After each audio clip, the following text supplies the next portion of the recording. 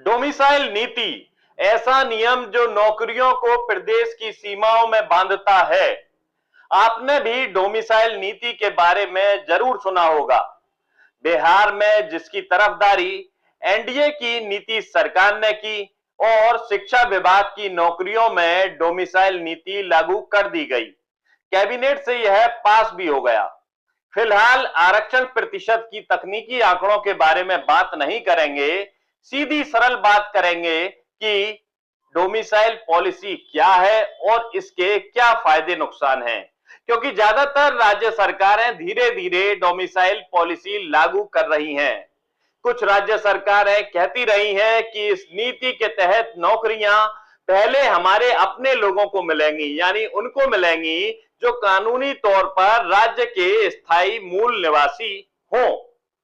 Domicile नीति के मुताबिक प्रदेश की सरकार उसी प्रदेश के लोगों के लिए सरकारी नौकरियों में सीटों को आरक्षित रखती है।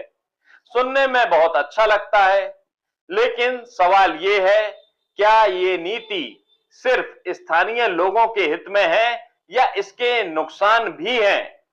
क्या इसके पीछे भी वोट बैंक की पॉलिटिक्स है? क्या ये कवायद है बेरोजगारों को बरगलाने की या फिर उन्हें नौकरी का भरोसा दिलाने की? ये महत्वपूर्ण प्रश्न है। डोमिसाइल लागू करने वाले प्रचारित करके बताते हैं कि इस नीति से बेरोजगारी का दर्द कम होगा, पलायन रुकेगा, आर्थिक विकास होगा, जैसे मानो हर पीड़ा की दवा यही है। लेकिन क्या ये इतना सरल है? अगर हर राज्य सरकार यही नीति लागू कर दे तब क्या होगा? अगर बिहार कहे नौकरी सिर्फ बिहारियों को, महाराष्ट्र कहे केवल मराठियों को, तो फिर वो भारत का क्या होगा? वो भारतीयता जिस पर हम सभी गर्व करते हैं, उसकी बजाय क्या क्षेत्रवाद हावी नहीं हो जाएगा?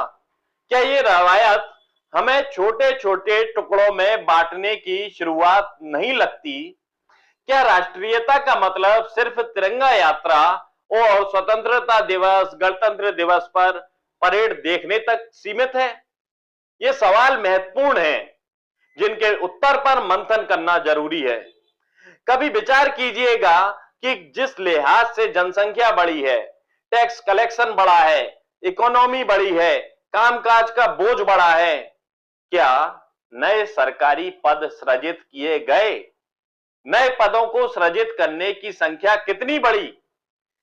नए पद सृजित करना भी अगर 1 मिनट के लिए भूल जाइए तो दैनिक भास्कर की खबर के मुताबिक मध्य प्रदेश जैसे बड़े राज्यों में हाल ऐसा है कि उच्च शिक्षा विभाग में पूर्व से सृजित हजारों पद बरसों से खाली हैं।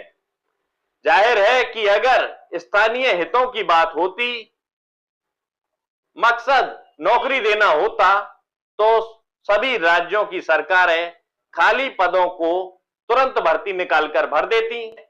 मगर डोमिसाइल नीति के झुंझुने को जितनी तरजीह दी जाती है, उतनी फुर्ती शायद नए पद सृजित करने और खाली पदों को भरने में नहीं नजर आती। जाहिर है डोमिसाइल से नौकरी भले ही मिले या ना मिले, लेकिन शिक्षित नौजवानों को अदद नौकरी की उम्मीद दिलाई जा सकती है। अब जरा डोमिसाइल नीति की कल्पना कीजिए, जिसके पूर्णतः लागू होने पर एक बिहार का युवा जो दिल्ली में पढ़ा, आईआईटी से इंजीनियरिंग की, लेकिन हरियाणा में नौकरी नहीं कर सकता क्योंकि वो हरियाणा का मूल निवासी नहीं होगा। डोमिसाइल की एक काल्पनिक तस्वीर यही है। एक मराठी लड़की जो बिहार में पढ़ी लेकिन शिक्षक नहीं बन सकती क्योंकि उसका जन्म बिहार में नहीं हुआ, तो वो वहां शिक्षक नहीं बन सकती। क्या ये नीति हमें एक दूसरे से और दूर नहीं कर रही?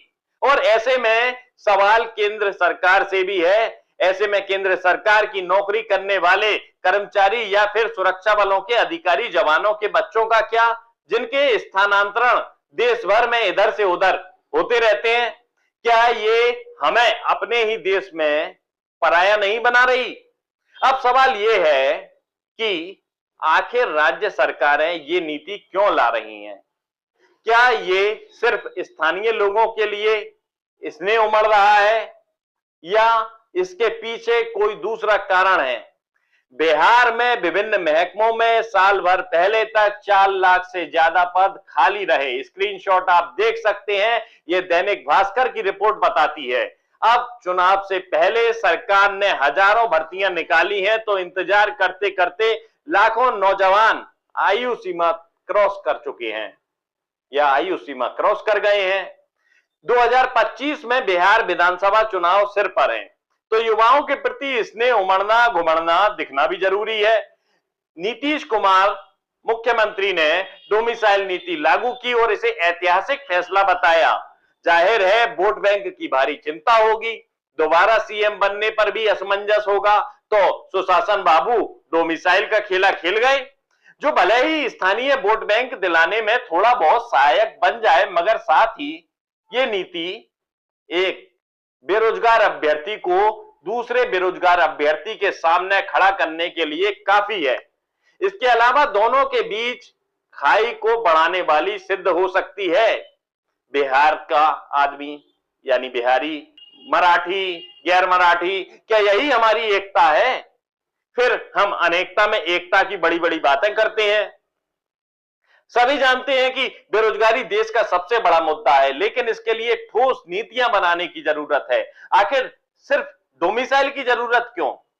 क्या हम विभिन्न योग्य अभ्यर्थियों को उनकी जाति, क्षेत्र आदि इत्यादि पूछे बिना नौकरी नहीं दे सकते? वो भी तब जब हमारी इकोनॉमी, देश की ताकत, संसाधन, शक्ति, ऊर्जा और टैक्स कलेक्शन, जनसंख्या सब कुछ बढ़ रहा है। हमारी इकोनॉमी बढ़ रही है, हमारे डंके बज रहे हैं, हमने नए आयामों को छुआ है। औद्योगिकीकरण के जरिए मजदूरी तलाशने का दौर अब बीत गया। सिर्फ बात मजदूरी तक नहीं होगी, तो क्या चिर स्थायी विकास की राह में अवसरों को पैदा नहीं किया जा सकता? अब अगर नहीं, तो तय मानिए कि ऐसी नीति देश के लिए बेहतर सिद्ध नहीं होगी। केवल बेरोजगारों को मजदूरी की राह दिखाना बेहतर नहीं। बेरोजगार अब शिक्षित हैं, उन्हें चिर स्थायी विकास में सम्मिलित करना होगा। केवल औद्योगिकीकरण के विकास से अब भला नहीं होने वाला, क्योंकि औद्योगिकीकरण का रास्ता पर्यावरण को नुकसान पहुंचाने वाला है, साथ ही प्राकृतिक संसाधनों का दोहन करने वाला भी है, ये जान लीजिए। अब एक और सवाल, क्या डोमिसाइल नीति संविधान की भावना के खिलाफ नहीं है? हमारा संविधान कहता है हर नागरिक को देश में कहीं भी नौकरी करने का समान अधिकार है, लेकिन अगर हर राज्य अपने दरवाजे बंद कर दे तो ये समानता कहां रह जाएगी? क्या हम अपने ही देश में बाहरी बन जाएंगे या नहीं बन जाएंगे? हम नहीं कहते कि स्थानीय लोगों को नौकरी नहीं मिलनी चाहिए, बिल्कुल मिलनी चाहिए, लेकिन इसके लिए एक संतुलन बनाना जरूरी है। सभी को नौकरी की जरूरत है, नौकरी सभी योग्य व्यक्तियों को मिलनी चाहिए, लेकिन इसके लिए संतुलन बनाना जरूरी है जो सभी राज्यों की आपसी सामंजस्यता के बाद समान रूप से लागू हो। सवाल यह है कि हम किस तरह का भारत चाहते हैं?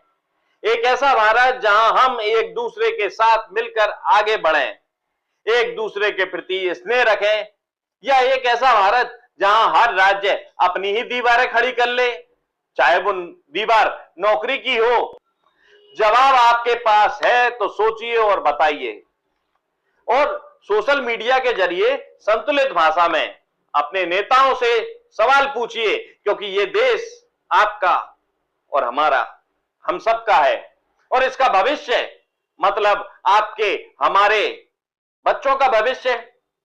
अगर हमारी बात अच्छी लगी हो तो शेयर सब्सक्राइब कीजिए, वीडियो को ज्यादा से ज्यादा लोगों तक पहुंचाइए, ताकि इस संदेश का प्रचार और प्रसार हो और सरकार को कुछ समझ आए कि डोमिसाइल नीति राज्यों के बीच नौकरियों की दीवार खड़ी करने का माध्यम बनकर क्या रह जाएगी। फिलहाल के लिए इतना ही। नमस्कार, हमारा नाम सौरभ दुबे।